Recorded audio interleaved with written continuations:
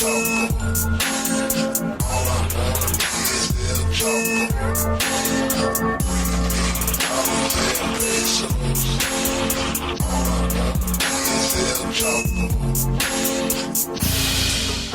everybody. Happy Halloween. It's the spookiest day of the year. I hope all you guys and ghouls out there are, having a safe one. Keeping it at a PG-13 level of horror. If today's special. Today's like the only day of the year where you can just sort of like in real life reference pun-related internet meme that will be dead in a year and service your act of alcoholism. It's a good day for most listeners. You've been visited by Salafist Felix again.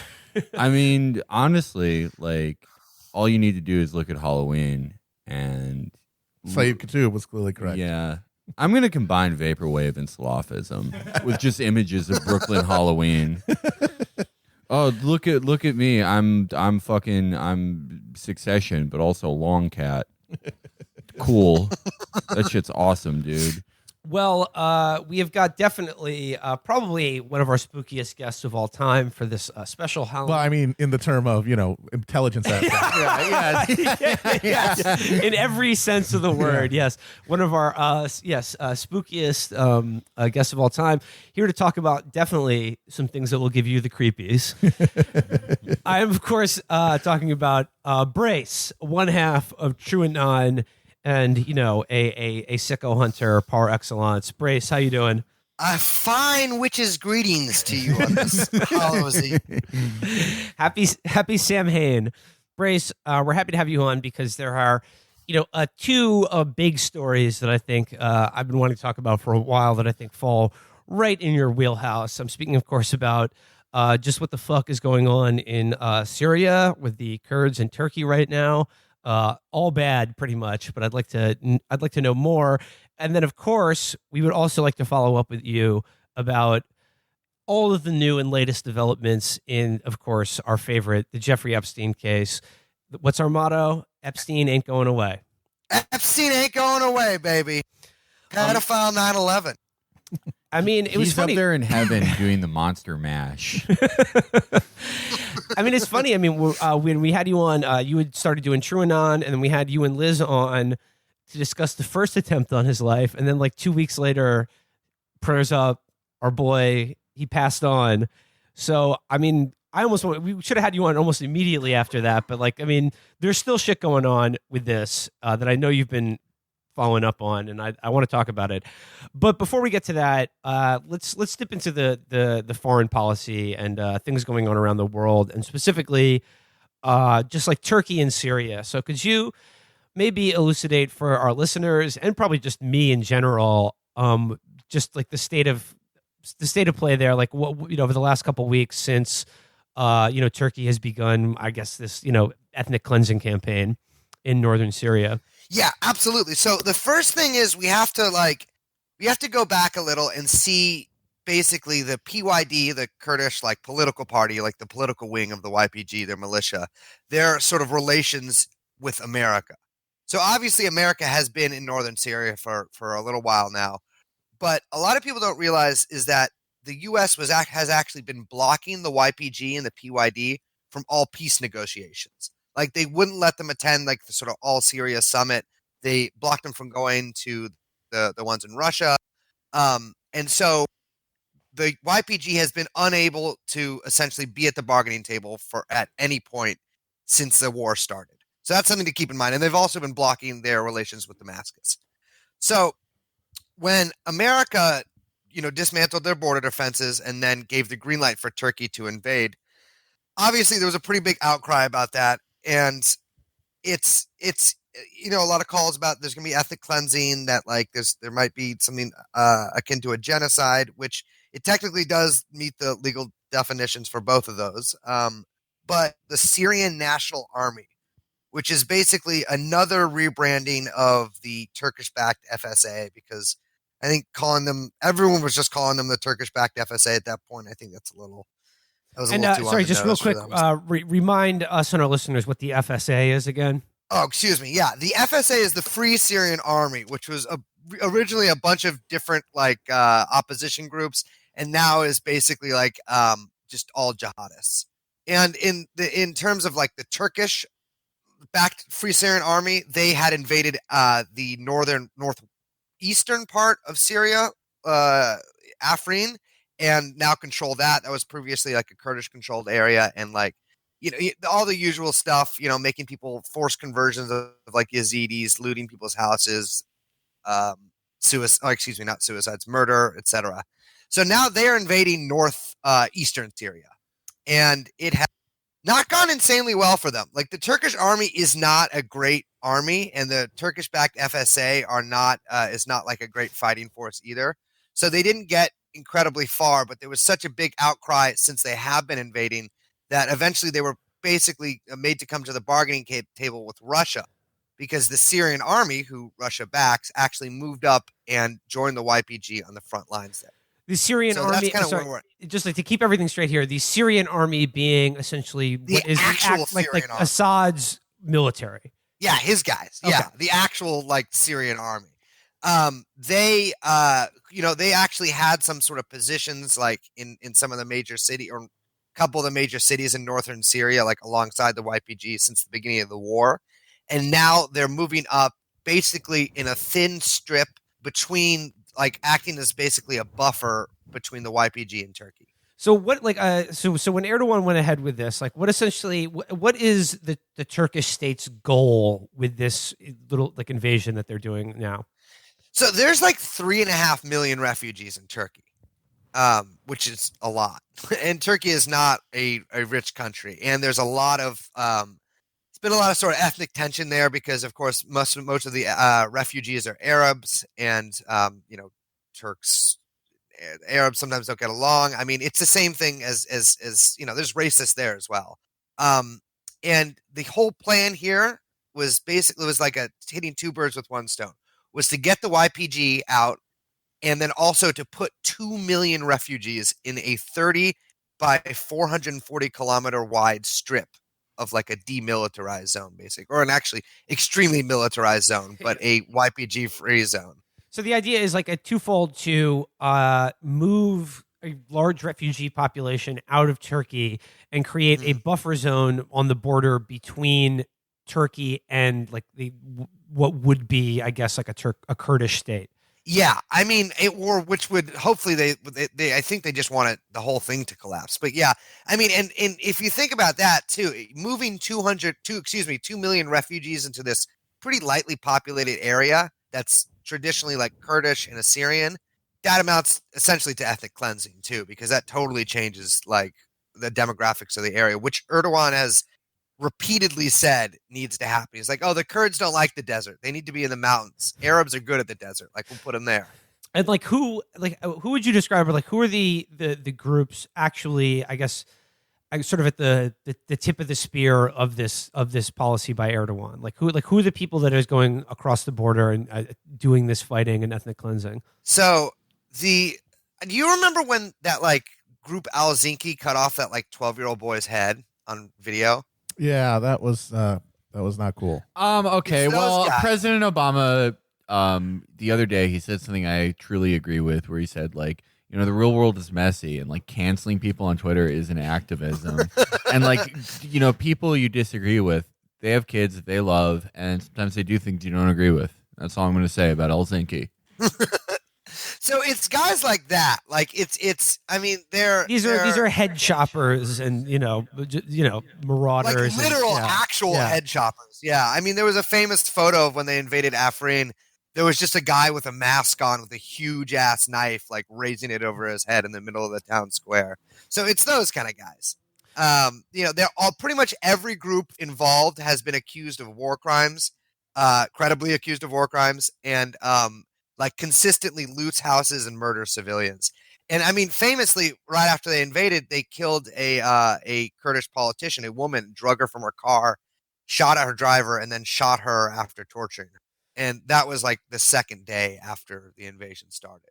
So there are also, I think, 13 of the like 19 groups in it have been directly armed and funded by the United States before this. Now, is the actual Turkish military, are they involved in this? Or are they just like providing support and using what used to, I guess, like the remnants of these militias and as their kind of cat's paw in this? Or like how's that working? Yeah, I mean, the Syrian National Army, there's no way in hell that they could take any of this territory on their You mean the Turkish National Army? No, well, both okay, of them. both of them. Yeah, okay, yeah. No, the Turkish-backed FSA, the Syrian National Army, whatever you want to call them, are not great fighters, which is why they have been based in Turkey for the past couple of years.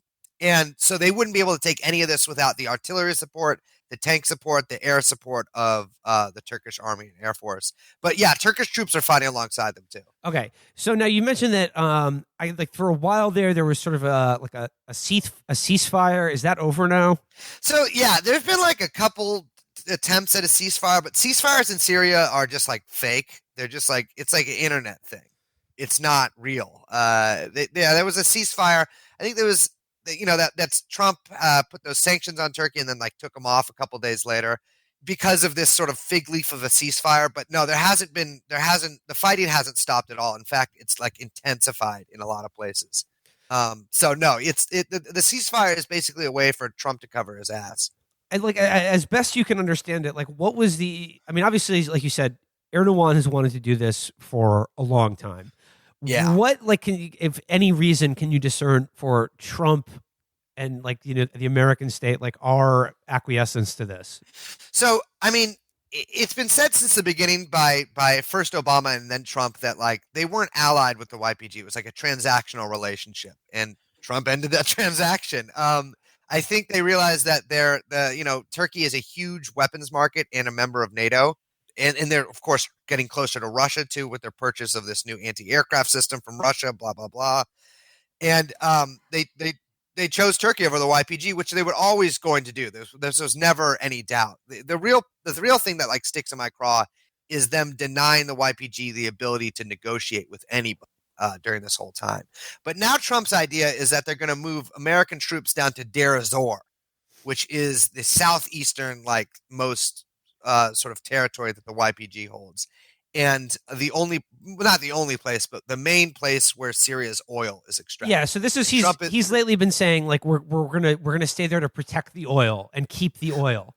We're just gonna we're gonna maybe move American companies in. It's so funny because he clearly doesn't like he sees the words Deir ez-Zor and like doesn't know how to pronounce that. Because it does sound like a D&D character. he thinks it's the resort. And that's why he wants to protect it.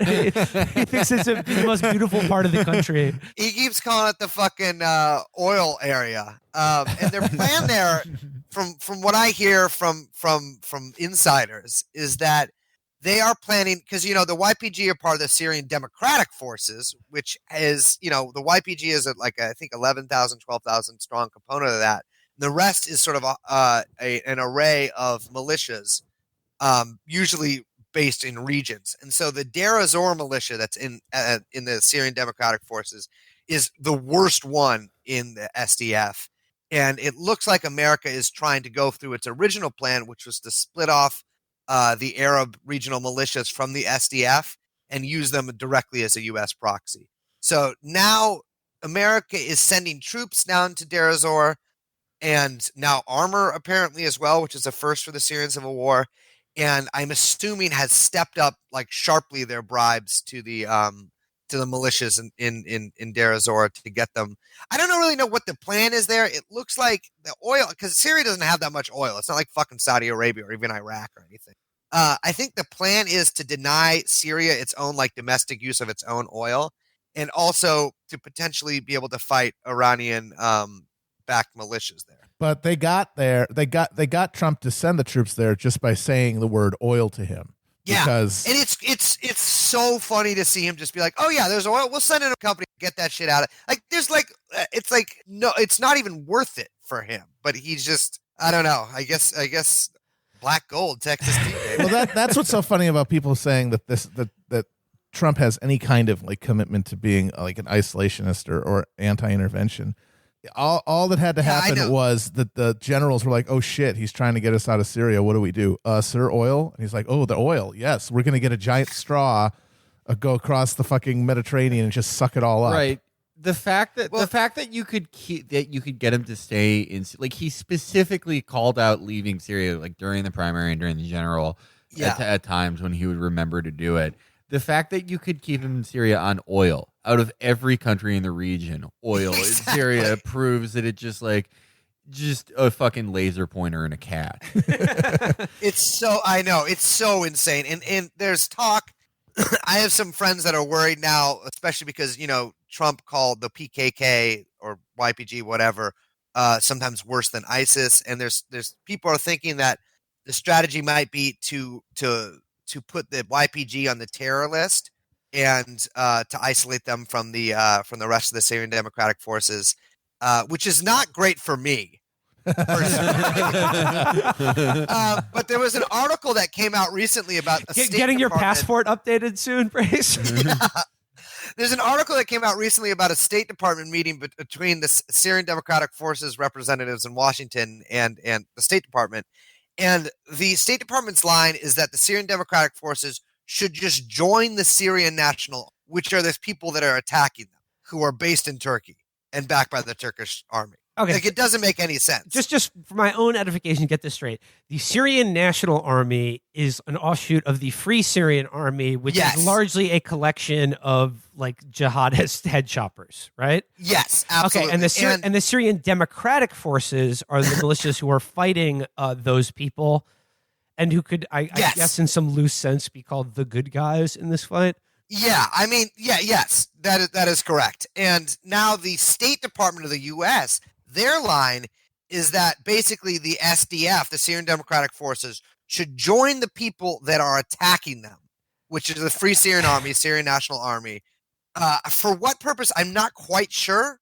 Well, they've been listening to a lot of John Lennon. Imagine, like, what if there was what if, like, people came together in a battlefield but to put down their guns? Pretty nice. We need like a Christmas truce, but forever. Everyone could just.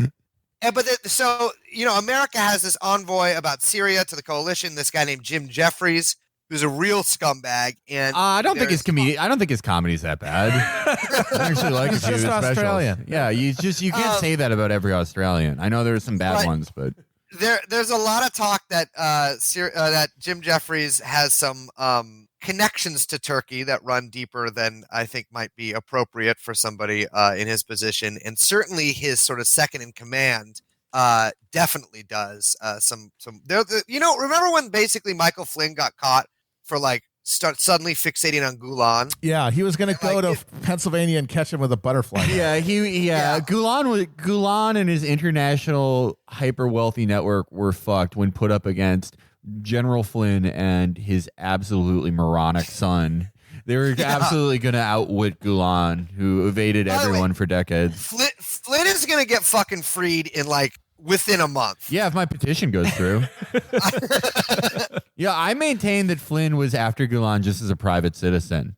He's working for the teachers union. Yeah, exactly. Exactly. Yeah, Michael Flynn is friends with Martha Raddatz. They go back a really long time. Well, Michael Flynn was previously in the SEIU, and yeah, Michael Flynn has a Gritty alt account. He has a service worker Gritty that he posts on. I'm in a DM with him. But so Jim Jeffries is, let me just say, the kind of guy who probably wants to get Gulen extradited, if you know what I mean. Brace. No, go ahead. Oh, I'm just saying, to put it clearly, I think he's probably being paid by Turkey. Got it. Okay, so Brace, what did you make of the fact? What did you make of when Donald Trump said, the Kurds aren't so great? Where were they during D-Day? Did they help us out at the beaches of Normandy? Well, he's absolutely correct. They did not. And I think that, first of all, if you weren't at Normandy, it's you basically didn't fight in the Second World War. And if you didn't fight in the Second World War, that means it's kind of unclear what side you're going to be on in the third one. So I get his reticence there. But yeah, no, that was fantastic. Trump is one of the greatest orators in history. And it's first of all, it's untrue, of course, that Kurds didn't fight in the Second World War. There was Kurds in the Red Army, and I think there was Kurds in the British kind of conscription forces from Iraq as well. But yeah, it's just insanely like you can see that someone explained to him who the YPG was, and he's like, oh man, no, this sucks. Like we can't be a part of this. I mean, like, the thing was, like, immediately people were like, even people who are like respectable members of the national security state were like, this is a stain on our country's honor that will never wash out. Like the Kurds bravely fought alongside us. And then, like, I think in Trump's brain, he was looking for like a way to counter that argument and be like, well, they didn't fight very good or for very long. Where were they? Where were they in World War II? Like, exactly. I mean, which begs the question: where were the Israelis during the Normandy invasion? That's what I want to know. Well, okay, if you really want to know, there were Israelis setting up a restaurant called Burger Rave on Omaha Beach.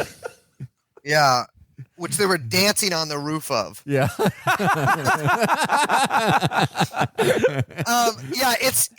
It's so insane. I mean, and the thing is, there's been a lot of like this sort of liberal, this Democratic Party and Republican Party pushback against this, but their solution is to keep the troops in Syria, which is not a solution to me. We can't just keep American troops in Syria. So Trump, like, it's weird because I saw people applauding his taking troops from Syria, which of course American troops should not be in Syria. But the thing is, America basically bound YPG to itself, like through force and through just like political maneuvering. The YPG could not negotiate with Damascus, and I think it was General Mazloum said, like, right after, like, when the Americans announced they're leaving, it's like, well, why have you been preventing us from having talks with Damascus for the past 2 years? And so now finally it looks like there are like negotiations with Assad that are happening, and they've been promising so far. So I'm hoping that the U.S. troops will leave northern Syria entirely, not go down to fucking Deir ez-Zor or anything, and that the SDF can sort of join forces with the SAA, the actual Syrian army, and not only beat back the Turkish invasion, but take back Afrin and take Idlib. You bring up Idlib. We mentioned this on our last show. What do you make about the Baghdadi killing, and particularly where he was killed? I mean, don't people always go back to the scene of the crime? I don't see what the big deal is. It's so like. Could you explain? Could you suss that out a little bit more? Because we like sort of implied that, but like it is kind of interesting. A little detail. It's extremely interesting. So Idlib, of course, is like there's a few other pockets of rebel controlled area in Syria, but Idlib is like the main pocket of rebel control, and it is not. Everyone's like, oh, they're not friendly to ISIS there. Like the groups that are there, the main group that like controls most of Idlib, which is a descendant of Al Qaeda, which ISIS also is, believes the exact same things as ISIS. Like there's no difference between the two. Well, I don't know. They're kind of like never Trump conservatives. Yeah. You know, it's like I don't all those flashy beheading videos. That's a little too gauche for me. Yeah, no, it's true. And plus, ISIS has more gold they got from Israel. But but Brace, like for instance, like when it was announced like the big thing happened, we got him, Redux Part 3 or 4 or 5 or a million now. I saw immediately like a barrage of like skeptical tweets from like Michael Weiss and company being like, Idlib. They're like Idlib. That doesn't really make sense to me. Interesting. More to come on this issue. Like, yeah, I know. I saw Michael Weiss was like, I don't know about this whole because they were saying that he got tracked to his location because someone brought a pair of Baghdadi's underpants to the CIA. And Michael Weiss was like, I don't know if that's true, and like it unfortunately was true, but they tracked him because of his doo-doo stains. I mean, who fucking knows if they even killed him? Like, yeah. It's well, the fact that they blew up the house. And then they claim, well, we didn't want them to turn it into a shrine. Famous shrine lovers, Wahhabist extremists. There's nothing they love more than building shrines. They were going to go over there and depict images of him, their favorite thing to do. Yeah, they were going to draw pictures of his face. It's totally fucking insane.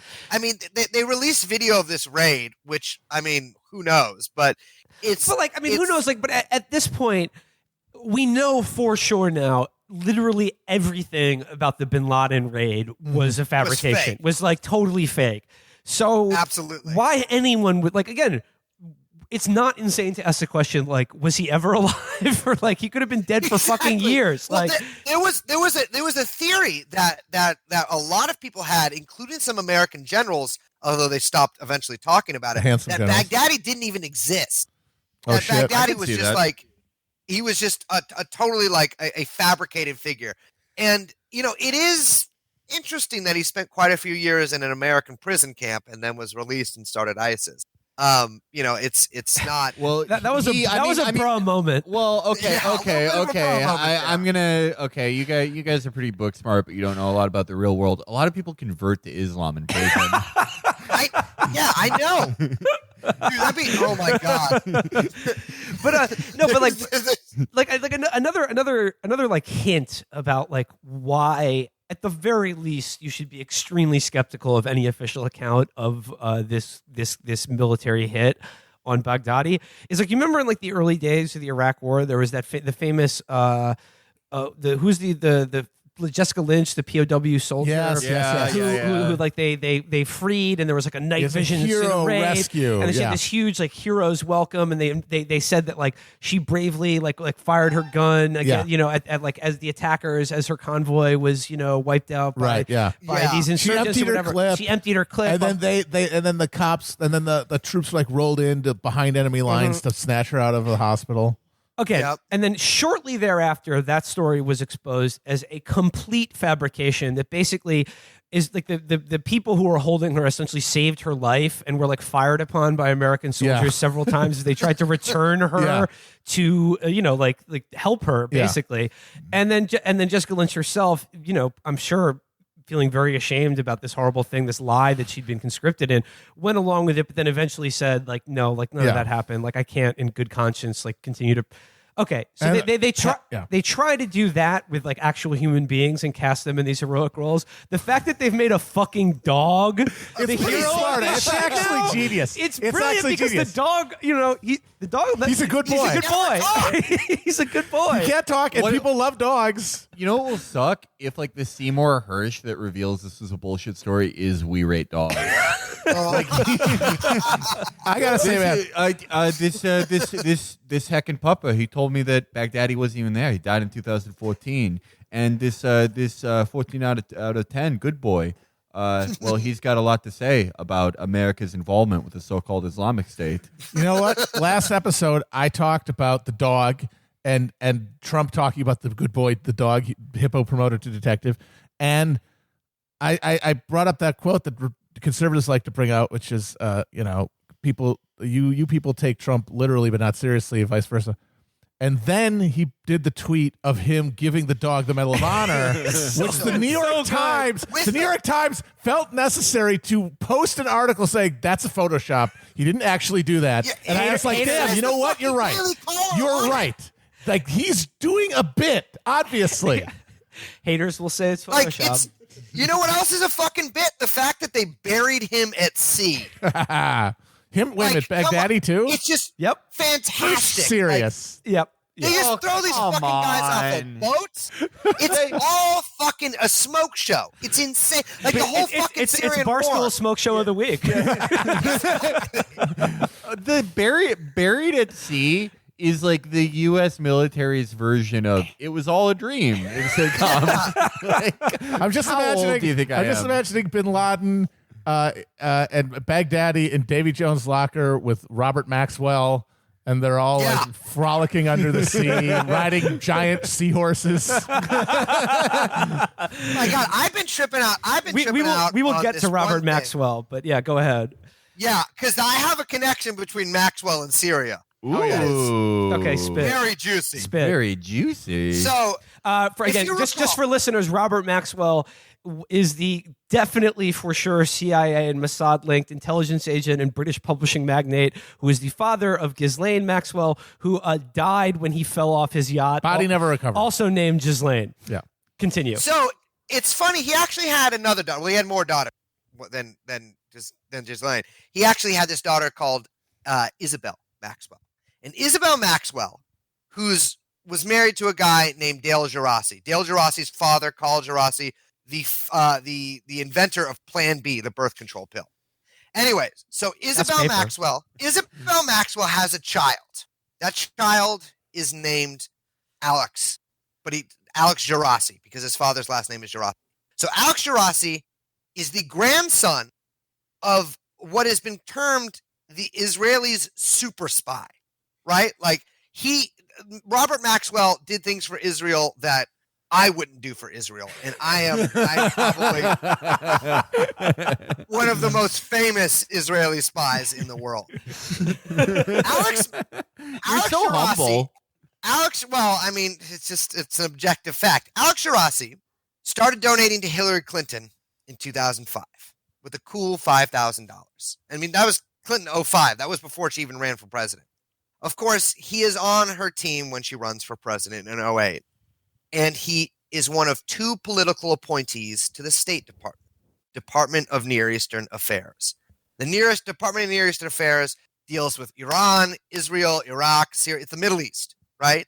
And he is one of 2 political appointees. The other political appointee is a guy named George Mitchell. Ooh. Now, George Mitchell, I think he was a senator, I think Senate Majority Leader at one point, and a judge. Disney, also on the Disney board vice chair. Yes, vice chair of the 9/11 Commission under Bush.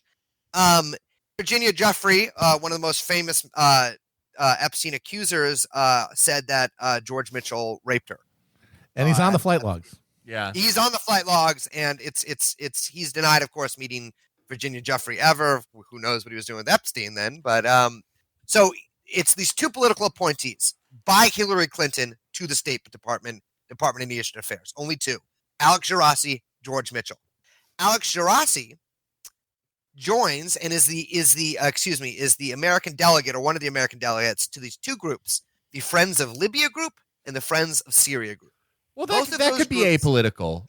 Yeah. With friends like these, huh, Donnie? The Friends of Libya were basically all the Western countries that met, I think it was in Ankara in Turkey, or maybe it was in Istanbul, and decided to back the Libyan opposition. So like it was through those meetings that that weapons and air support, etc., were promised to the people that overthrew Gaddafi, and are now doing a bang up job of running Libya, one of the most potentially wealthy countries in the region. Friends of Syria was the same thing except for Syria, but like everything in Syria, it did not go according to plan. And now there's I think there was at one point like 100 countries in it. Now there's like 7 countries in it, in not even America anymore.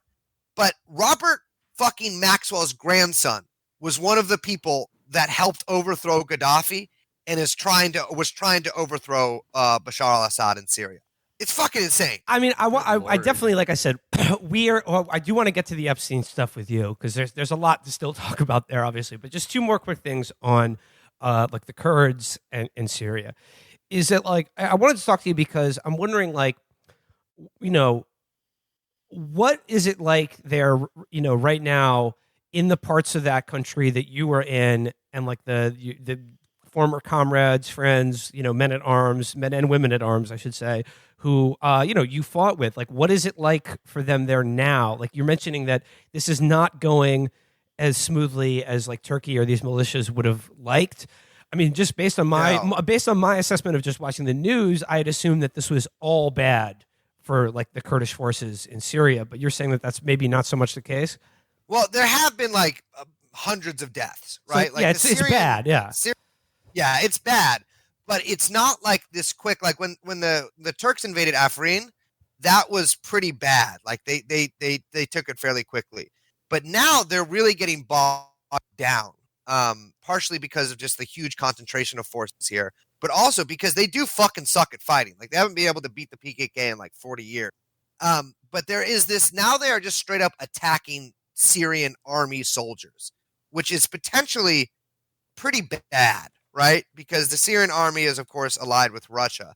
And so for my friends that are over there, first of all, my old unit, the International Freedom Battalion, has reconstituted itself. That's a unit made up of all these Turkish Marxist-Leninist parties, and I think a Turkish anarchist party, plus YPG members and international fighters. They are fighting, and there's all these videos released of basically like guys in hoodies with AKs holding back the Syrian National Army because they're kind of too afraid to advance. So there's been a lot of fighting. Unfortunately, the Syrian troops there haven't really been supplied with armor or armored vehicles or heavy weapons or anything. So it's a bit of an uneven one. But it's really, I think, kind of up to Russia and Turkey at this point of what's going to happen. Because the YPG agreed to vacate this sort of strip of land surrounding where the Turks are invading and have the Syrian army go into there, which many people thought would lead to sort of like a longer term ceasefire or some sort of political agreement.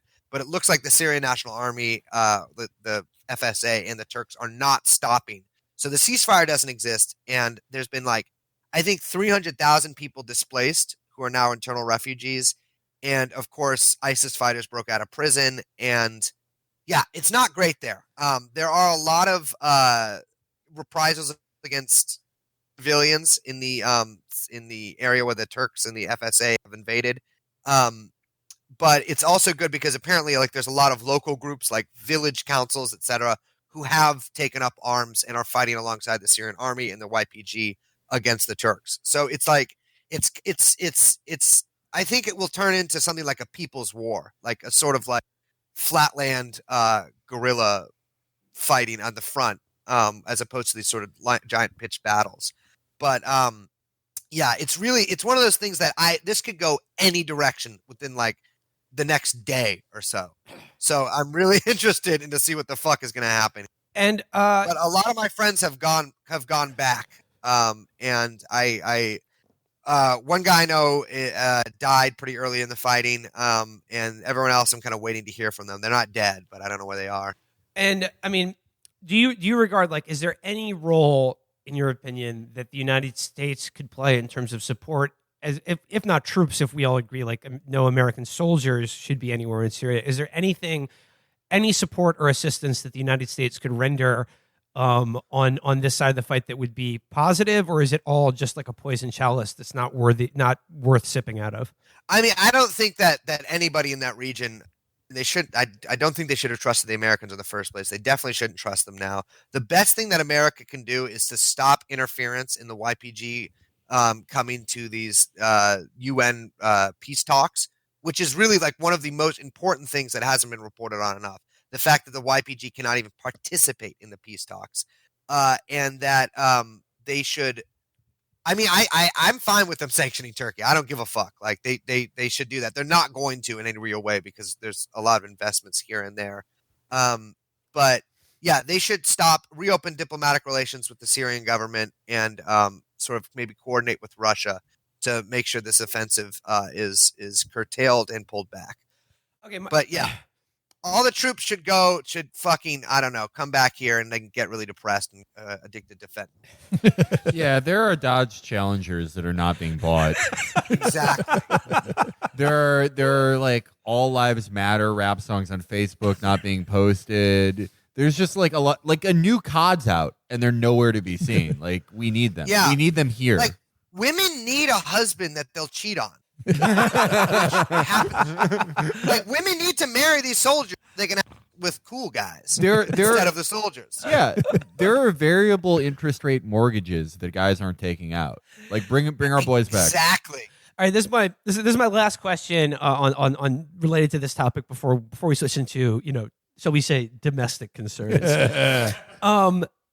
This is sort of a little bit of a digression, but I got to bring it up. What do you make of Ilhan Omar's vote of present on the official recognition of the Armenian genocide? Because that's a yikes from me. Yeah, no, that is not a good look, as they say.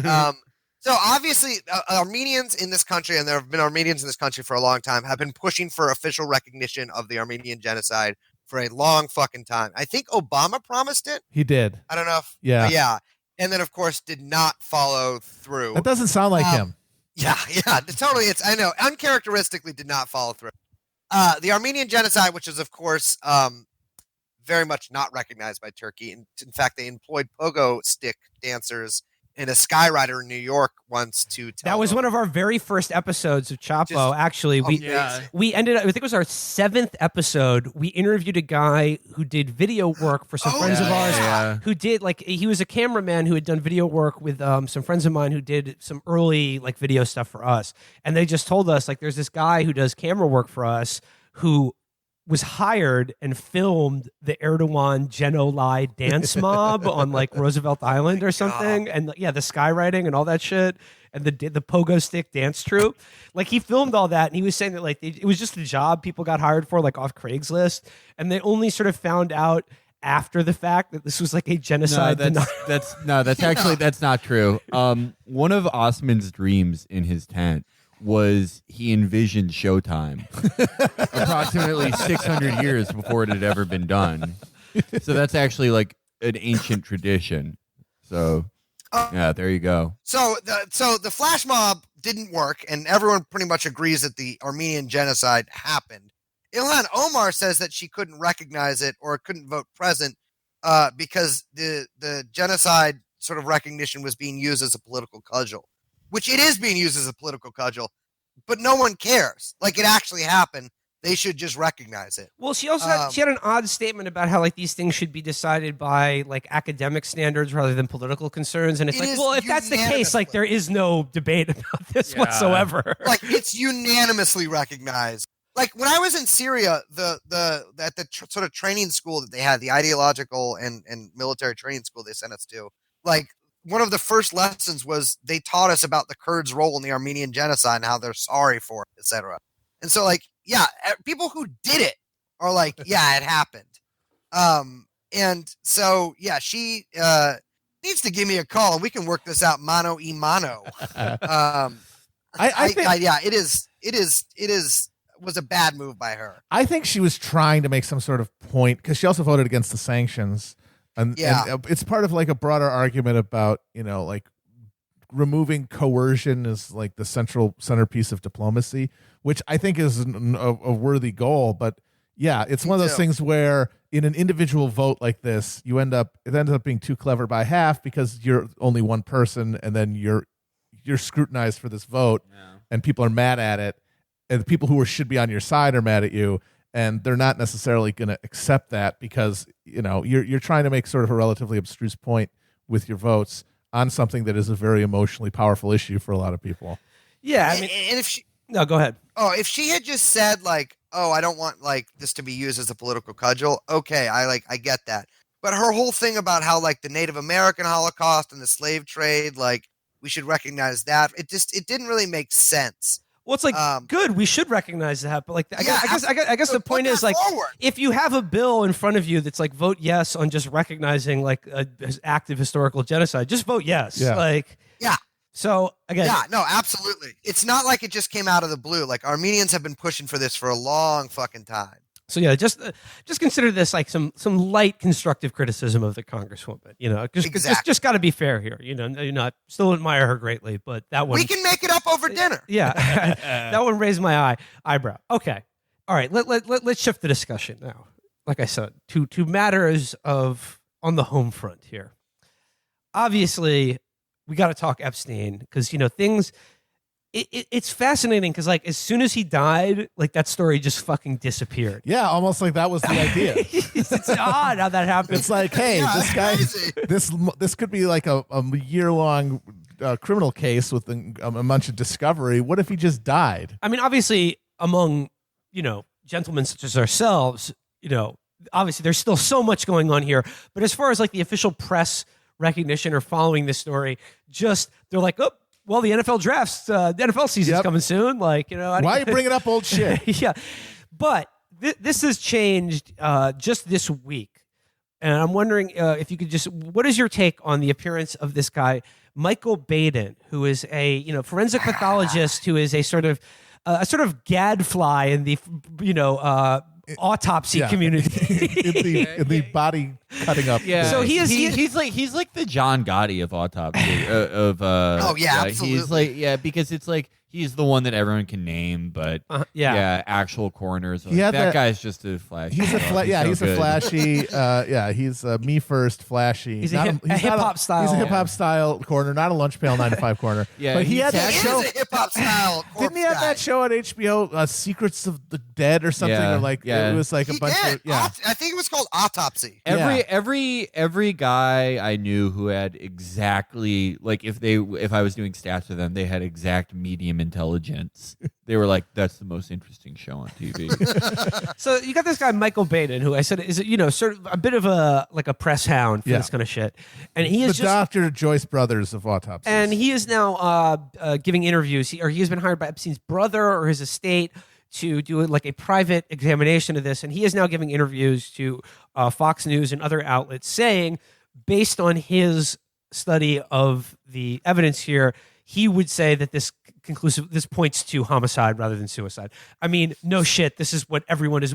We've been screaming for months now. Yeah. But what do you make? So Brace, what do you make of him introducing this again into the public consciousness? So it kind of throws a wrench in things because obviously, Epstein was murdered, right? Yes. But Michael Baden also is a fucking scumbag who is hired by Epstein's team. So like, it makes you wonder, like, oh, was he not murdered? Is this okay? But I think he was murdered, and I think that like it's one of those things where Baden is correct, but he's doing it not to get to the truth of the matter, but he's doing it to sort of obfuscate things in the courtroom.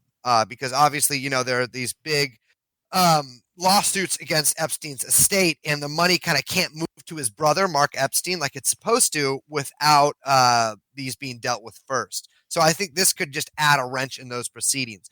But Michael Baden is basing his opinion on the fact that a bone was broken in Epstein's neck, the hyoid bone, which is not like, that's not a bone that breaks when you do what Epstein did. By the way, what I've read, they said like it does happen sometimes in suicides, especially in older men. Like it's not completely like jet fuel, steel beams. Right? Yeah. Parody, not true. Didn't I think? The most however, famous case, like it is something that is almost always consistent with a homicide. Yeah, it's like it's like a circle graph. Like not every time that bone is broken doesn't mean it was a murder. But every time there's a murder, that bone is broken, right? Yeah, like, pretty much. And if both cameras outside of the cell are you add that. and all of the guards are asleep simultaneously. That's the thing that I think that like we could clear all of this up very quickly if we were just allowed to watch the hours before Epstein's death and to see if anybody came in there and said anything to him or did something to him. We can't do that. That is the not going to happen. The camera's broke. What do you want? It happens. Unlucky. How Bad did RNG. cameras break? It's a bad RNG, dude. It's a battle royale. True. The ping at the Manhattan Correctional Center was out of this world. Yeah. Fucking wireless Logitech products. Always fucking shitting on me, dude. I'm done with it. It's like everyone was they weren't supposed to be there in the first place, and then the cameras were broken, and then he hanged himself in what is like in a ward of a jail that hasn't seen a suicide for 30 years, and the last guy who killed himself was in the mob. So it's a little suspicious. And it's Michael Baden, of course, himself is I think he was famously fired as it was like something like the it was like some high up position in New York State, like a medical position, because he was giving people advice on how to get away with murder. The one thing we didn't want him to do. Yeah. And of course he doing a autopsy on JFK for the House Select Committee on Assassinations, which another one of those things that make you go, Again, you have very odd, but like as an addendum to this, like you have a questionable person, clearly for what is easily discernible as odd to, suspect reasons, is reintroducing what is a factual and what honestly everyone should be talking about, the fact that he was clearly murdered in custody. Yeah. But like this has also inspired a new round of media takes. I'm thinking specifically of a piece I saw in Jezebel that Yes. essentially implied that like the headline was like, "Oh no, time for another nightmarish debate about whether Epstein killed himself or was murdered." And they see like the new line seems to be that like, let's just stop talking about this. This debate is sort of ghoulish and cruel, and most importantly, doesn't center the victims. Like his victims are being denied sort of agency or so like some like that having this debate is somehow cruel or gauche when like his actual victims are seeking some kind of justice through, like you said, these lawsuits against his estate, which seems doubly odd to me, because if you take that line seriously, like if he was murdered, that's a very important question, because the people who fucking killed him are almost certainly the people who have victimized, abused, and probably killed other people related to this case as well. So isn't that important to kind of figure out like what's going on here? If you're concerned about bringing justice to these people? Everybody who has said like, "Oh, don't pay attention to how he was killed, pay attention to what he did when he was alive," is they're in my black book, if you know what I mean. It's obvious that all of this is so connected. Like how he was killed, who killed him, has a very big impact on getting justice for the victims, because it will allow us to finally lock up William Jefferson Clinton. If Jeffrey Epstein was fucking strangled to death in the Manhattan Correctional Center, I believe that is pretty fucking prescient to what happens to his victims, right? Yeah, like to think that he was killed and it had nothing to do with like other people who were involved. Like, do they think that like, yeah, someone bribed the guards and got into the correctional facility. They did all this shit to kill him, but because he was bad. Like, is that what they think? You would literally have to think that to be like, this has nothing to do with the victims. Yeah, no, this is like Assassin's Creed or something. Like he was given this mission by a guy on the street, and he came in and just walked by Epstein and stuck him or something. It's totally ridiculous. It was Karl Marx. He was like, to protect free elections, we have to kill this bad man, Jeffrey Epstein. There should literally be no other news story except for Jeffrey Epstein. This is like when we had you on, like, you know, again, back when he was still alive to talk about this. Yeah. We compared it to the Mueller report. And now we have this Ukraine impeachment shit, which is like, in my opinion, way more substantive than anything that the Mueller report produced. But at the same time, I still don't give a shit, because this is the only thing I fucking care about. Like, how can you just have this out there in your consciousnmy and be obsessing over all this other shit? No, Felix, speak. Yeah, it's like the people who are like, my favorite posts after Epstein were like the Pod Save Network people, the crooked media people who were like, just like, well, you know, what are you going to do?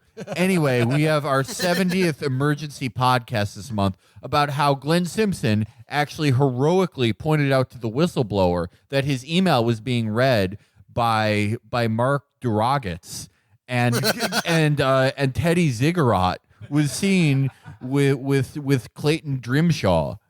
And it's like, this is the thing you're obsessive about? This fucking thing? Like, this bullshit? We literally have fucking Prince Andrew is like, can be arrested for raping a child. And we're fucking talking about Ukraine. Like, we can finally take out Cromwell's dream. Finally destroy the British royal family.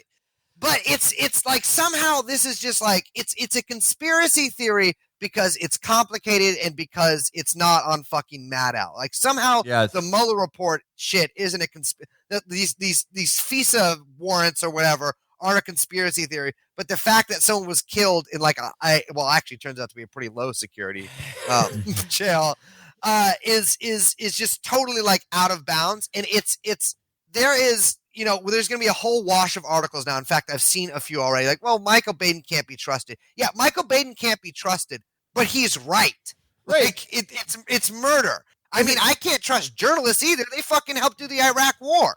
But, like, it's totally insane. And the thing is, some of our faves will be implicated. I want that to happen. Right. And, like there's... No, yeah, like, okay, if Michael Baden can't be trusted, like, okay, so the Manhattan Correctional Facility people can. Like, no one in this can be trusted, but, like, yeah, It's like the thing I've seen these like the mass media go after the past 2 days is if the Trump guy was too mean to the colonel who was on TV. Like, are you fucking kidding me?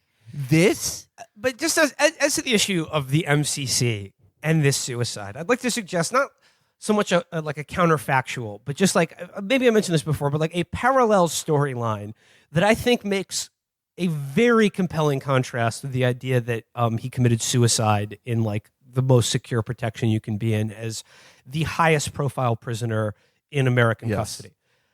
Prior to all of this, like maybe even just like a month before, El Chapo Guzman was held in Brooklyn, in a similar facility in Brooklyn, and taken to a courthouse in Brooklyn where he was convicted and is now sent to like supermax prison. Mm-hmm.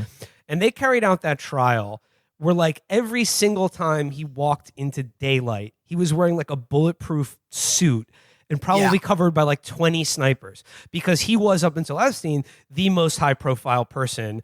And like so Chapo is a guy, not only he's escaped from jail twice, right? He's responsible for the deaths of like countless prosecutors, police, and law enforcement people in Mexico. So there's like always obviously we're very careful about like the idea that he could be broken out or there could be some sort of attack on the trial itself.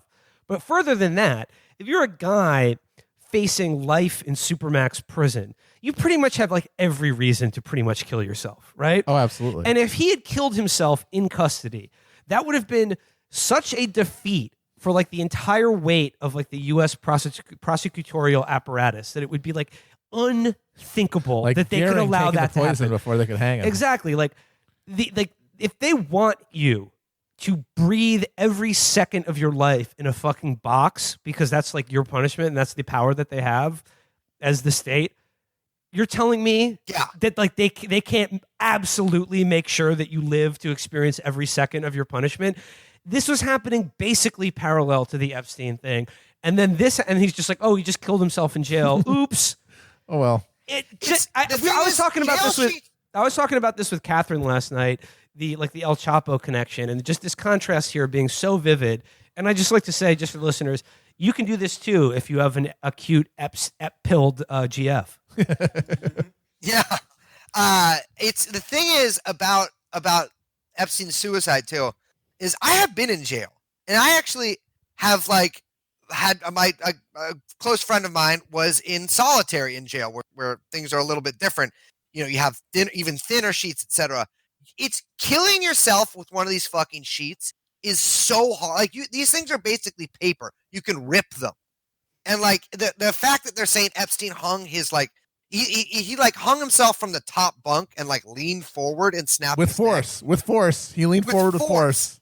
Yeah, it's just totally so out of the bounds of reality that like that should be the fucking conspiracy theory. The fact that they're saying that somebody can kill themselves with a sheet that's like thinner, it's like a millimeter fucking thick. I mean, it's not like you get 50 of these sheets. He was having a blast in jail, dude. His lawyers were bringing him hot. Think about this. Epstein had more sex in the Manhattan Correctional Center than statistically most listeners of Chapo Trap House have had in their entire lives.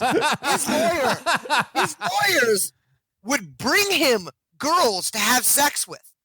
And he was in high spirits. The last time he saw his lawyers, he said, "I'll see you Sunday." And we're supposed to believe that he just went back to his cell, got so despondent because he could only read trashy airport bookstore literature there instead of the Gouda and all these other things I'm sure he was used to reading in his mansion. And he fucking killed himself by leaning forward. He was also in the week leading up to his death, paying off women to not testify against him. He was dispersing payments to keep them quiet. Why would you do that?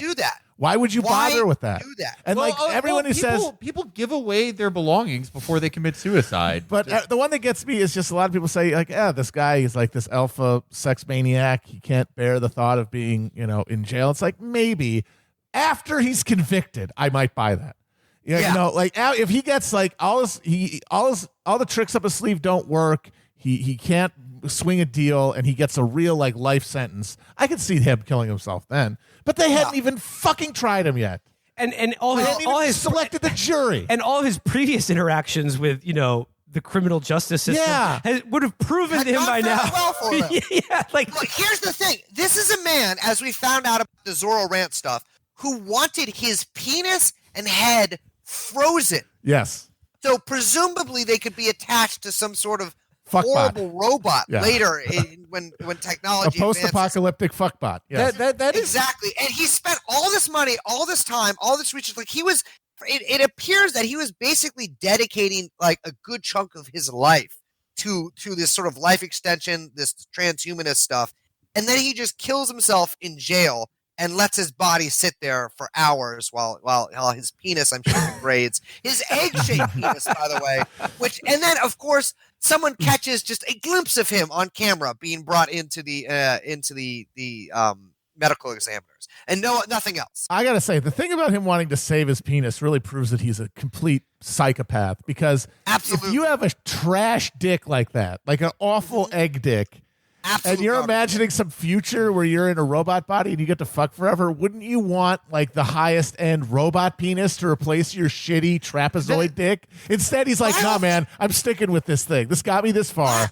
That's like the most darkly funny thing about Epstein is how fucking stupid he was. He was a moron. Yeah. Like he was obviously involved in this like international intelligence blackmail scheme, like the types that's existed for a while, but like as a guy, he was just a fucking idiot.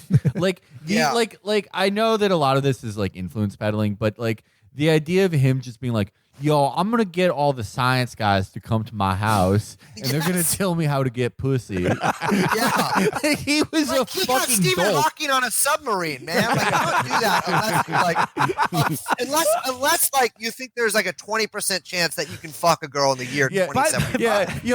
Yo, I'm gonna get Steven Pinker over here, and we're just gonna vibe, and he's gonna tell me how to basically be immortal.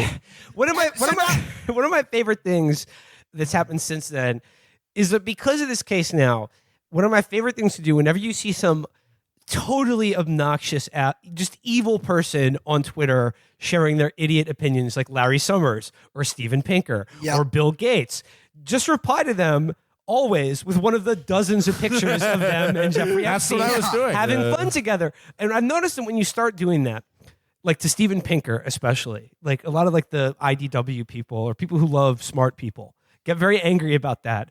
And what they say is like, "Oh, Stephen Hawking went to Epstein Island too. You telling me he was abusing women?" And I'm like, "Yeah, absolutely, sure, dude. Yeah." Didn't his wife divorce him? He cheated on his wife with his nurse in his chair. He was able to cheat on his wife in the chair. Again, to Chapo listeners, you know, these guys are getting more pussy than you. I'm sorry. Even Stephen Hawking. It is so like somebody who is so obsessed with something, so especially so obsessed with life extension, to do this is just beyond the realm of possibility. Not when you have cards to play. That's the thing. He had cards to play still, right? And people say like he had basically unlimited funds, and as we know, if you have money, it is a different justice system. Yes, even if the fucking media is on you. OJ got. Yeah. Right. And like people were like, "Oh, but it would like, yeah, he got a sweetheart deal last time and it would be different this time because of the media circus." It's like, you want to fucking bet? I mean, like, look how quick the news cycle moves now. Like if they would, like, I'm guessing what they would have done is just drag this out for like 2 years, which is entirely possible if you have unlimited funds. And lo and behold, people fucking forget. They do it all the time. If he could drag this court case out forever, which I'm sure was and now even after his death still is the plan, he could still have sex 3 times a day, which was what the thing that his life, besides of course being a high value intelligence asset, was devoted to. So like, there's why kill himself because he doesn't have luxury? Because the food was terrible. Okay, there's 2 more. I guess we're gonna go long on this, but there's 2 more threads that I need to bring up with you. The first of which is, where in the world is Ghislaine Maxwell? Yeah, because here's the thing: as these civil suits go on, there are attorneys representing the victims who basically have subpoenaed Ghislaine because she is a probably second only to him, like the most integral figure to this entire criminal enterprise, right? they have said now that like literally they don't know where to serve it. Like there was a claim. Apparently Interpol's looking for her, and there was a thing a couple weeks ago claiming that they had triangulated her cell phone to a resort in Brazil, but nothing has come of that. Nothing has come of that. Okay, so like just back up for a second though. A while ago, we all know for a fact, like up until about 2015, Ghislaine Maxwell was photographed. If you just search like the Getty archives, oh my her God, name, everyone. She was photographed basically at every single high profile, like the any party being held in Silicon Valley, Hollywood, or DC, of like the heights and Manhattan, of course, and Manhattan, and like the heights of like every sector of like power and influence in this country. She was at every party being photographed with everyone. Famously at Chelsea Clinton's wedding, there's that photo of her. She had an aisle seat at the wedding, such that when Chelsea was walking down the aisle to her beautiful, ugly Phil son husband, she was sticking her head out, and it was just like a line of people, and then just her head poking out. Then drops off the radar entirely, is not photographed or seen at any sort of society event for like 4 years. Then after the death, there's a story about how she's been held up in Manchester by the Sea, yes, the film and the town in New Hampshire, with this Silicon Valley type. That's the only like thing that we hear. Then days later, we get the photo of her at In-N-Out Burger reading a book called The Life and Death of CIA Agents, and which was exposed as a total fabrication. It was a fake within about 24 hours of it happening, and then never heard another word about it. Yep. Not a word. Yeah, she's supposed to be in Brazil, but nobody's served her. Nobody's seen her there. And if she's in a resort, some fucking busboy or some waiter or somebody would have taken a picture of her.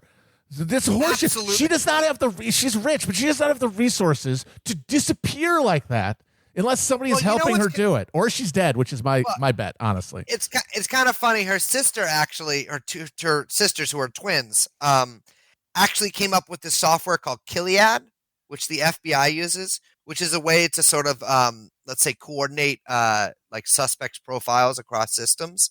So presumably she has a couple of inside men on that. And of course, there's the story about the day after the photo was released. The customs network at all American airports went down. All went out. Unlucky. Dude, there's so much bad luck around this case. And that means everybody had to do it by hand, which meant nobody could like authenticate the documents using any of the computer programs. Yeah, she is. So she is said to be in Brazil along with Jean-Luc Brunel, who is this just like lifelong rapist, allegedly. Monster, absolute scumbag. A total monster who is a modeling, quote unquote, modeling agency like director and talent. Later in his life, just became exclusively a talent scout in Brazil. And there's actually testimony in the that emerged where I think it was Epstein's like houseman or something, like his butler, was talking about how Jean-Luc Brunel was always on the phone getting girls from Brazil. So he has a network down there, and when it emerged that Ghislaine was down there, it emerged that Brunel was down there. So my theory on that is either they are trying quickly to have a baby that will become some sort of like pedophile super baby that will eventually like emerge and repopulate the earth with all these horrible pedophiles, or they are both just dead, which sounds correct to me. Like I don't think we'll ever see them again. I tweeted this, and I really think it's true. She is either in one of those doomsday bunkers that billionaires are building in New Zealand, or she's part of the foundation of one. Yeah, absolutely. I mean, they're using her fucking skull as a goblin somewhere down there, and it's the fact that like she was able to maybe slip out of the country, maybe she had already slipped out of the country without anybody noticing whatsoever. I mean, she was all over the news and at airport. I assume one person would be like, "Oh, that's the famous pedophile lady that's like on the front page of every newspaper." Yes, but nobody did. No, but not a single mention. Well, because it's interesting. Like every time I go through an airport, I get stopped for a long fucking time, and this lady can go through. Well, I mean, it's like I said, the fact that she was photographed at like every single society party, and like the interesting thing is, despite being one of the most visible people in the world, she's like not like her photo ever showed up on like Us Weekly, because like the punters buying it, they would like, who's this person standing next to Bill Clinton or Elon Musk or whatever, right? Plus, she's busted. But everybody in that world clearly knew who she was, and she was always like, again, wrangled an invitation to Chelsea Clinton's wedding. I mean, think about the circles you have to be in to get an aisle seat at that fucking wedding. Okay, so then and then she just fucking disappears for like 4 years, and then now nobody knows where she is. And I'm sorry, like, is there any news outlet or journalist looking into this question at all? I mean, I have every single day I think about quitting an anchor and just fucking going down there. Because she's either in Brazil or there's rumors that she was in Thailand with Brunel as well, and just cutting my way through the jungle to find the place where her body is buried, because she's out there. Like, I know she's out there. Either her body or her living soul is out there, and I must find her and keep her safe. But yeah, she will never appear on a fucking witness stand. She will never we'll never hear another peep from her. If she somehow is alive, she is just going to be in another country forever, totally silent. See, that's the thing for me that really clinches the narrative here. Not only do you have all the ridiculous coincidences going around with Epstein's suicide, all of those just stacked up things that make it impossible to know what happened. Oops. You have the fact that this person disappears. Because I remember when it came out that, she's hanging out with this billionaire in Massachusetts, I remember thinking, oh, fuck, maybe I'm wrong. Maybe I got too carried away with this thing. But then there was a photoshopped goddamn photograph, and then she disappeared completely. I'm like, okay, never mind. Not even a particularly well done. No, that's the thing that's so baffling about it, because it clearly was not invented like within a day. It was clearly not designed to actually fool anyone for any length of time. It was some sort of either message or just buying literally a day. That's it. Okay. Yeah. All right. This gets me to my the second and last thing that I need to bring up here. Matt, you mentioned about like the fact that it was such a poorly done like stitch up of like the movie ad wasn't right for that time or place. It was like so clearly fabricated. There were artifacts all in it. Yeah, it and like looked it just like, and it makes you wonder like, okay, well, like who's this? So obviously it's not to fool anyone. Yeah. But like you and I are not like the received audience for whatever message is being conveyed there, and the fact of the book that she was reading that was clearly visible. Another huge tell here. Josh. Well, no, actually the book wasn't visible. Oh, was That's the thing. No, it was only reported at first, quote unquote, reported by a witness, and then it turns out it was just reported by her lawyer that the book was about heroes or dead heroes or something of the CIA. I mean, she runs a book club. People want to know Ghislaine's reading group. What she's on about. Okay, so keep that in mind. Which brings me to my next digression here. Kevin Spacey. You remember at the end of last year when he released that video as Frank Underwood, again, like in character. Yes. As his character from House of Cards, where he addresses the camera like this bizarre monologue that when it happened at the end of last year, I was just like, this has blown out everything that's happened in 2018 before. Like, this is the most insane thing that will happen. Like my jaw was open, bleary eyed. It was I was like, this is a madman. Like this, why would he do this? Who around him is like, yeah, Kevin, this is a great idea. Get in character as Frank Underwood and like inveigh vaguely about like, the conspiracies against you. And add to that the coffee mug with Queen Elizabeth's coronation. Yes. Which was clearly visible in that video. Again, you asked yourself back then, this makes absolutely no sense. This is the most insane thing I have ever seen. He is completely cracked. Looking at it now, it was a fucking warning. Looking at it now, it begins to take on a much different, more.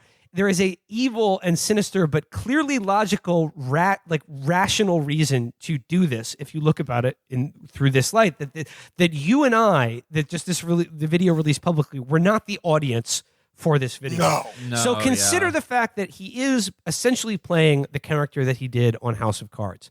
Again, Catherine and I were talking about this last night, and I guess I had never really considered it. Consider the parallels between Frank Underwood and his wife and Bill and Hillary Clinton. Frank Underwood is a Southern Democrat who sort of governs from the center right of his party, who is sort of this like, you know, covetous of power and this kind of Machiavellian political figure. That there are these like, you know, parallels that are clearly like on the surface pseudo based on Bill Clinton and Hillary. Mm-hmm. Then you add to that the very, very close relationship that Kevin Spacey had with Bill Clinton post-presidency and the Clinton Foundation. And then add on top of that the veiled threat to the royal family, i.e. Prince Andrew and that coffee cup. And what do you begin to think takes shape with regards to Kevin Spacey? And now we know one of his accusers in one of the trials that he was on, dead. The other pleaded the fifth on the stand and tanked the entire trial. Amazing. And now he's free and clear. He's in Serbia. He's hanging out in Serbia right now. He's in Serbia? Yeah. Recently, yeah. Oh my God. That is fucking spook city, Serbia. Oh, yeah. No shit. So someone made him go there. So Kevin Spacey went from being like, oh my God, like this guy, like his crimes have been exposed. Like there is like numerous criminal like lawsuits. He's just a deluded maniac. Like he's a totally deluded maniac. This guy is like, you know, crashing and burning. Months later, he's off scot-free. Yep. Yeah. So Brace, what do you think, like, again, I'm heavily implying here, but what begins to take shape when you think about this now? So the Let Me Be Frank video caused shockwave. I mean, I still watch it about once a month. It is the most psychotic thing I've ever seen do, unless you consider that, yes, that mug at the end, because it's everything in that video is like, you don't just pick that mug. Right? Like there's not a lot of things to look at in the video. And the mug is one of the few things that like your eyes are drawn to, especially at the end where he takes this sort of purposeful sip of it. He toured a private tour of the Royal Palace in I think 2015 and breaking all protocol, which they take seriously there because they don't have much else. He sat in the Queen's coronation chair. So it's either he could be saying a number of things, but we also must keep in mind that, of course, he flew in the Lolita Express alongside one William Jefferson Clinton, Jeffrey Edward Epstein, and for some reason Chris Tucker. Oh, that'll never not be funny. That'll never not be funny. There's the one fucking Rush Hour guy. Yeah, oh my God, that's just the perfect touch to know that you're living in like the DMT death dream of a country. But it, again, shows how dumb, like that Epstein was truly stupid, because it's like, yeah, he got all the business and political leaders he needed to complete his task, his role in the world. But he was also like, yo, Rush Hour was some funny ass shit. Yo, so are you like still friends with Jackie Chan or what? So it's I think it's a warning to the royal message or to the royal family, or a message to the royal family. And it could mean two things. It could mean that things are about to come, the house of cards is about to come tumbling down. Or it means you better kill Jeffrey Epstein. So I can be coronated as ultimate pedophile in the United States. There could be only one. It's so interesting because all attention basically has dropped from Spacey. And in fact, he's back. There was just a video of him performing some poem at like some fancy society gathering in Greece with all these, hoity-toity types. I think Kevin Spacey is going to reemerge. But everybody else involved in this is it's not necessarily going down, because these people kind of can't go down. Or at least no one has. There's a lot of people with an interest of that they don't go down. But everybody else has been sort of tainted by this. Like, Clinton is, Prince Andrew is. But Kevin Spacey, he's just sipping the tea. Literally. Because they came for him. It didn't work, and now they're coming for the royal family. They're coming for Epstein, and it is going to work. Well, it's not going to work. To be honest about it. Yeah. So yeah, it's definitely a symbol, because there's no way that he thought he was going to get his fucking show back.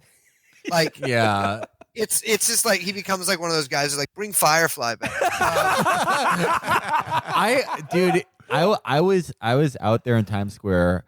I was counter-protesting the OA guys. I was dancing to bring back House of Cards with Kevin Spacey, totally alone. The only thing that kept me going was that Gandhi quote, first they laugh at you, then you have Francis the House Cards back. So do you like silver lining? Maybe we try not to end on like total pessimism. Will Kevin Spacey be in a movie filmed in Serbia with Steven Seagal? Oh God, fingers crossed. Absolutely. Let's Serbian do it. film too. I guess like his whole life has been Yeah. oh my God. Yeah. Oh my God. What if they sent Seagal to kill Epstein? They're like, all right, you can finally be of some use to us. And he went in there, somehow found a way to sit down. That's why Epstein was hung from the bed, because it was the only way Seagal could sit down. And he was like, your family hates you. And Epstein's last words were like, why are you making that voice? And he just fucking died. My theory about Jeffrey Epstein, either death or disappearance, is this is my pet theory, is that his good friends, David Blaine and David Copperfield, the magicians, were able to one was in charge of the cameras and the other was either in charge of taking out Epstein or disappearing him. I mean, these guys, and by the way, made the Statue of Liberty disappear. By the way, they can make Epstein disappear. Like pretty much all magicians, but Copperfield and David Blaine especially. Yeah. I will say, allegedly, many allegations of them being complete rape monsters. No, wait. No. I can't remember. I think David Blaine has a rape island. Yeah. Copperfield has a rape island. Oh, yeah. Copperfield has a rape island, yeah. You know who's, like, I've never seen a bad word said about him? The Mind Freak. That's true. Absolutely. Yeah, no accusations against Chris Angel or Doug Henning. He was a good guy. Gentle Canadian soul. The only good one, the amazing Jonathan, was going to blow the whistle on all these guys. And they gave him the heart attack. But yeah, we got to put. I mean, I hate sort of put a damper. I know witches are often persecuted around Halloween. People doing green face, etc. But we really got to put a stop in magic business until we can either figure out a counter for magic, which is possibly some sort of armor made out of steam, etc., or we can just throw all the witches in some sort of prison, put them in Idlib.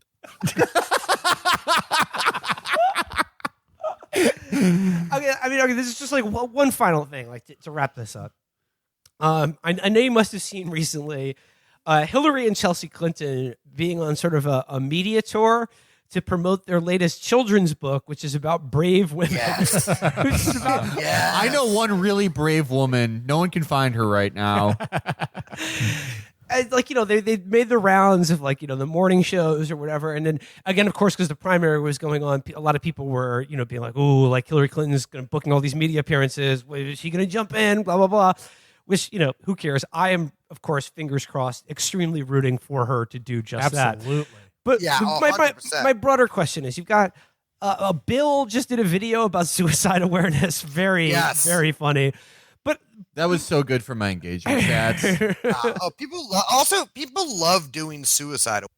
Everyone's aware of suicide. Like, everyone I know wants to do it. Certainly, if I was about to kill myself, I log Twitter to look at all the people who make me want to kill myself, and I see fucking Bill Clinton, I'm immediately taking fentanyl. Bill Clinton just shows up on a Facebook video and he's like, I wish you would step back from that ledge, my friend. I would understand. No, it's the best bullshit celebrity cause. Just awareness of mental health. It's the best one. And I was gonna say, Bill Clinton, he is scaled back. Oh yeah, and it's largely also due to the fact that he looks like a corpse now. The adrenochrome connect got. That's the plug. Off. Yeah, they ran off on the plug. Same thing with Biden. That's why his brain is melting. No, I have a theory about Biden. I think so. Biden, you would think he would be implicated in this. Like, he fits the profile of every powerful Democratic politician who would be, but he's not. And I think I know why. Why? Biden thought Epstein was gay.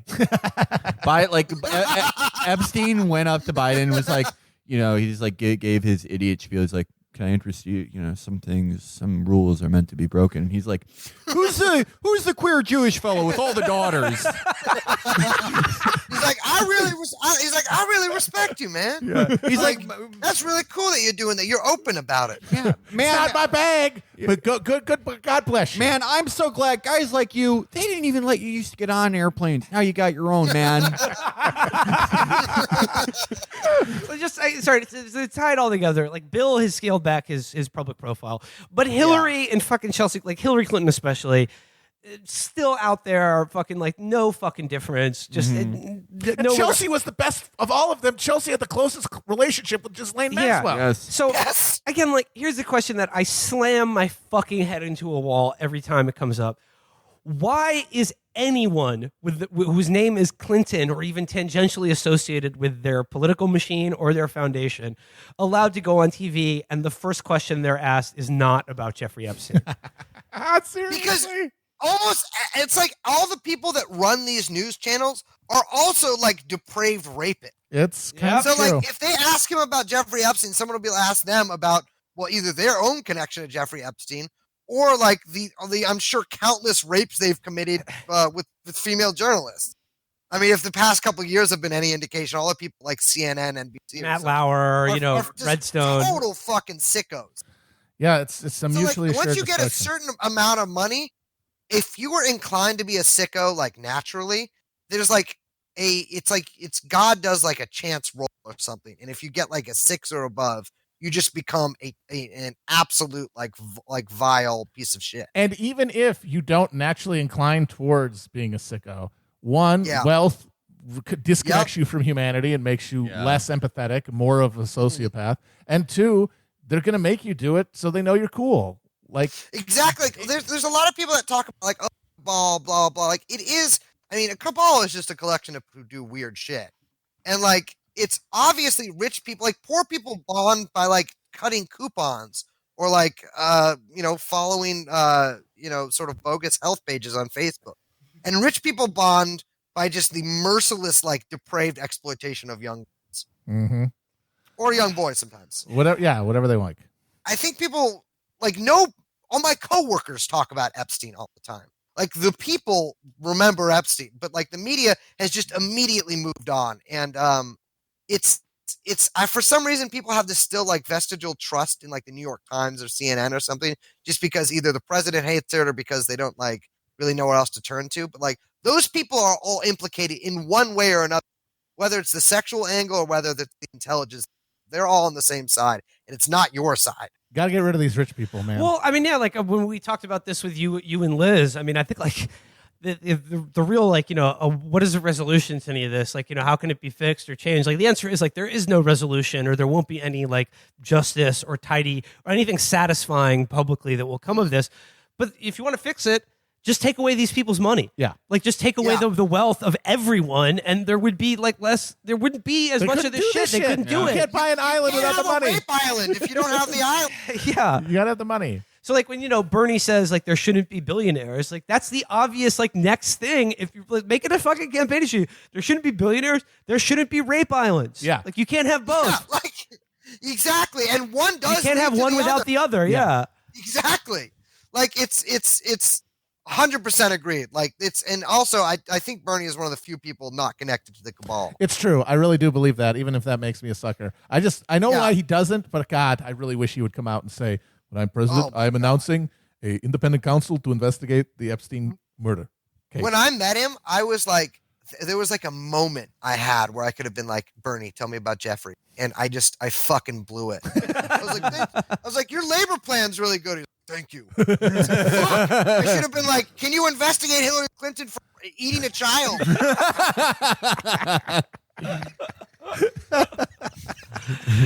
All right. Yeah. Yeah, but I'll get to it someday. I'll talk to you. One of these days. Well, I think that does it for this episode. I got to plug something. So this is only for people in the Bay Area, I guess. But need help with election day for Dean Preston, who's running for supervisor in my, my district in San Francisco. So anybody in the Bay Area, take off November 5th. Go to votedean.com and click get involved and sign up for election day. Hopefully that'll work and some person will come and shoot me. I'll be there. You'll be really cool if you go. Another thing too is the Kurdish Red Crescent, Havia Sor, needs donations because they're fixing up a lot of dead people. Yeah, just go to HEYVASOR.com. And find the donation link and donate to them. They're the people who are stitching people up in Syria. Yeah, we will put that in the episode description. Yeah. Also, TrueAnon, my podcast about Jeffrey Epstein. Yeah, no, like Don't you guys have a live show? Or are you sold out? Oh yeah, well the fucking live show is $5 a door. There's no pre-sale. Yeah. But we're not doing a live podcast. We're doing a multimedia terror experience. Ooh. like a Hell House. Yeah, We're doing a live investigation of Jeffrey Epstein. that you'd be a fool not to attend if you're in the Bay Area. We're building the fucking temple like, on stage. It is November 5th at the November 21st at the Makeout Room in San Francisco. Look for more further information in the show description.